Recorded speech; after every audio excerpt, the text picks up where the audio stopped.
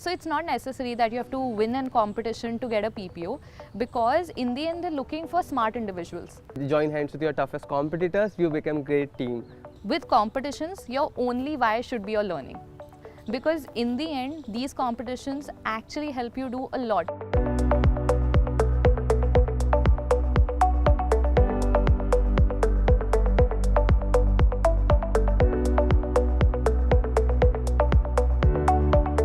Okay, so on a cold December morning, we are sitting with two of the second year students at IMT Ghaziabad who have done wonders when it came to competitions, and we are going to talk to them about their competition experience and how they think that is something that adds a feather in your MBA cap. Thank you very much for joining us today, both of you. Why don't you just introduce yourselves to our audiences? Hello, I am Ashutosh Gupta. I am currently pursuing PGDM in marketing from IMT Ghaziabad. I am a person who always nurtured my creative side and published my first poetry book on Amazon Kindle. So hi, I'm Akriti, and I am pursuing my PGDM in marketing from IMT Ghaziabad. Before this, I worked 2 years in Noise as a brand manager, and since here I've been very actively involved with case competitions, short-term projects and everything. So basically enjoying it all, taking all of it in, and apart from that, I'm an artist. I put exhibitions and all as well. So I think we both are very creative, and that's why we bonded also. When you said we bonded, what was the first time that actually that bond took over? I mean, took shape? Actually, it's a very funny story. So we were competitors in the earlier days, because when we met, I was a special invitee for Godrej Loud and was the campus winner for Mahindra Rise. Even I was the special invitee for Godrej Loud, and I was also the national semi-finalist for HUL Lime. Yeah. So at certain point of time we thought that we are more of a competitors, but there is a saying that when you join hands with your toughest competitors, you become great team. So from there I approached Akriti for a competition called Myntra Style Base, and from there is no look back. Like, we are a great team together. Did you guys also realize the importance of the B-School competition right when you came in here? So basically, I had some idea because I had a good friends in other colleges as well. So I had a basic idea that what B-School competitions are, but I never knew that they were so interesting, and that can give you a thrive to work on. This I suggest to even fellow juniors who come and ask which college to select or not. So I usually tell them that select a college which has a legacy of competitions, because very honestly that's like an extra edge you get. That's like an extra opportunity you get to interact with industry leaders, to learn, to participate, and even get a chance for PPI, PPOs. Let's talk about the big competition that you took part in. For both of you, a lot of accolades come your way because of this particular competition. We are talking about Brandstorm. We are talking about the competition that put you into a lot of experiences that you also gathered. What exactly happened, and why did you decide to be part of this particular competition? Actually, before Brandstorm, there were a lot of competitions. So when we won the Myntra Style Biz and we went ahead with a lot of other competitions, we kind of got confident on ourselves and we flunked a lot of other competitions. Yeah. So we usually say that it's not the one that we've won, but the 20 others that we've lost that actually add on a lot to the journey. So before Brandstorm, we had KPMG, we had Marico, and we took a lot of learning from there and implemented all of it in L'Oreal. And that is why when he says that we had to do it seriously, it's because we wanted to implement all of those learnings into it. Right. So it was like a 4-month-long journey for us. We interacted with so many leaders, and there were times that we got so disheartened because their feedback was so critical.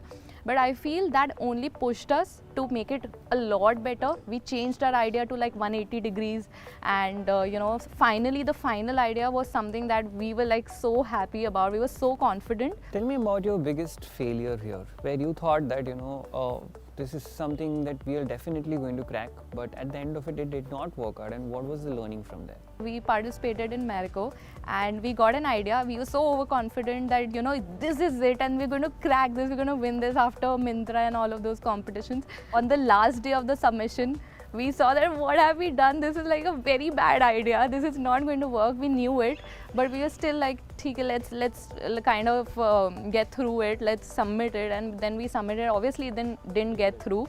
But I think that was one of the major learnings for us. So with competitions, you cannot be satisfied with something. You cannot be very rigid with your thinking towards one particular idea. Like you cannot have an attachment to it. What sort of a team balance, what sort of a dynamic do you guys look at when you're forming this team? So basically when I started taking part in the competition, I realized that what my strengths are. At the same time, I know what my weaknesses are. So what I was looking for, someone who can complement my weaknesses. So I know that I'm innovative and I'm good at critical thinking, problem solving, but I need someone who's very creative, because we like to do creative things, but we are not good with the research part. So then I looked for the another person who was so good with the research, who would into books and all, so that he can read a 12-page PDF or 50-page PDF and give us a summary that what is the main idea about. When you're collaborating with someone, they need to have strengths that complement your weaknesses, and your strengths need to complement their weaknesses. Otherwise, there's going to be a lot of fights in the team. So there are times where you have like 10 competitions lined up. And if one person is working on one thing, the other person has to work on the other thing. Now, if we all three are working on the same thing, we will never be able to participate in all the 10. We'll probably have to give up 9 and just work on one. Let's come to the idea that you guys actually pitched for Brainstorm now. What exactly worked in your favor according to you, and how did you think that, this is something that we should actually go ahead with? For any competition, it's all about the primary research. You should talk to the people who are your target consumer, who is using that product or who's facing that problem. So in the starting for us, we got a long break of almost 1 month to ideate for the L'Oreal Brainstorm. We talked to a lot of people, and from there we got an insight that there are a lot of products available in the market.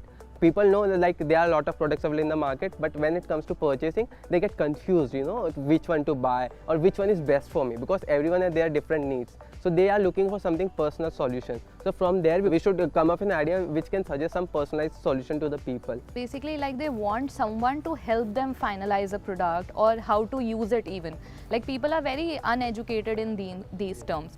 So I think we took like a month to brainstorm the idea. We rejected almost 7-8 ideas, like made the PPT and rejected it because we were not confident on it. So that happened, and then we finally pitched an idea. We got selected, but in the critical feedback, they shoot it down. They said this idea is not going to work, so go and change it 180 degrees. We went back, we were very disheartened, and then we brainstormed and changed our idea to a AI robot, which is a first beauty humanoid, L'Oreal Laura. Okay, so now she is someone who would help you, choose the right product. She would give you a routine. She would tell you what to do, how to apply it, and where to purchase it from. So basically, we try to integrate her in every aspect of your life, like every touch point. So through Amazon, through Google Siri and everything. So we did all of that, and I think the idea worked really well for us. What happened after you got selected, your idea got selected? We were supposed to go abroad for 1 week. We were supposed to go to Paris, but I think it was the time of the second wave. So we didn't go there, but I think it was a virtual event, the national finals. They announced it through, so our team name was Vada Pav. Lovely. Yeah. The Mumbai Connect.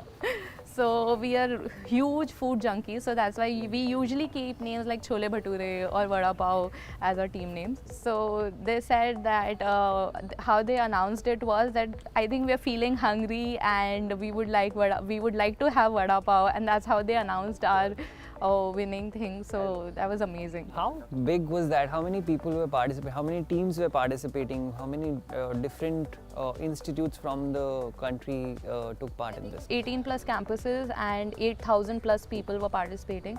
I think 3,000 plus teams or something. Yeah. And when you got to know that you will be taking it ahead, you will be actually be the finalist, the international finals that takes place. How was the preparation? Did the institute also chip in here to prepare you guys? From the day one, when we got made it to the top 12, we got a mentor from the college who was supporting us for every day. Like whenever we needed his help, he was there. Apart from that, there were other faculties too who pitched in, who gave their critical feedback, and who helped us. So there was a great support from the campus. Yeah, I think their input made the idea what it was. So they're very experienced people, and they used to make sure that they make time for us. So I think that was a great support from their end. from L'Oreal's end, for the international finals, they gave us an agency who would work with us on our idea, who would work on us with us on the video and the PPT.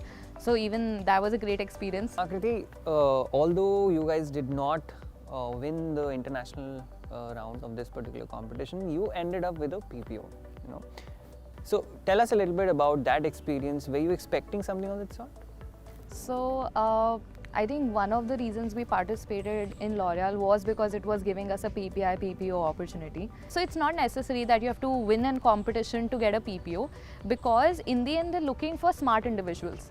They're looking for people that who have made, if they've made it to this far, probably they have something and they might be a resource to the company. So even in the national finals, a lot of people got a chance to get PPI and maybe try to convert it. So I think the PPO was like a great thing. I still remember that day when the HR called and informed me, and we were like so happy at home, because I think L'Oreal was one of my most loved targeted company that I wanted to be in, and that too between my internship and that too before my second year started. So it was such a relief, and it was such a happy moment that the entire journey paid off. Final advice for people who are coming in, maybe will be sitting in these kind of places that we are sitting in right now, and thinking and brainstorming about the competitions that are going to come their way. What would be your advice for them? So I will start, first of all, find your strengths, and at the same time find your weaknesses. Get a good team, and don't stick to a team unless you have a good bond, you are really enjoying your work. So first is make a good team. Second, enjoy your work. If you are not enjoying your work, you won't be able to give 100%, and if you are not giving your 100%, it is very difficult to crack any case competition. Everything needs to have a why. So I've seen a lot of people entering competitions because they want a certain output out of it. Maybe a PPI, PPO, or maybe some kind of prize money or some kind of award they want out of it. But I feel that with competitions, your only why should be your learning. Because in the end, these competitions actually help you do a lot. So even in our internships, we applied all of it. Final question to both of you. What is cracking competitions the IMT way? I think hustle, because IMT is known for its aggressive culture. It's known for its hustling, spirit that we have. So the IMT way is to hustle your way to the top. Lovely. Thank you very much, guys, for sharing these tidbits around your journey, your life at the campus, your experiences of taking part in so many competitions. I'm sure that's going to give a heads up to all the people who are going to come in here, and as I mentioned, sit here and discuss about their competitions. If you wish to know more about this particular institute, there's a link in the description. Go check that out and figure out whether you want to be part of IMT Ghaziabad. Thank you very much. I'll see you in the next video.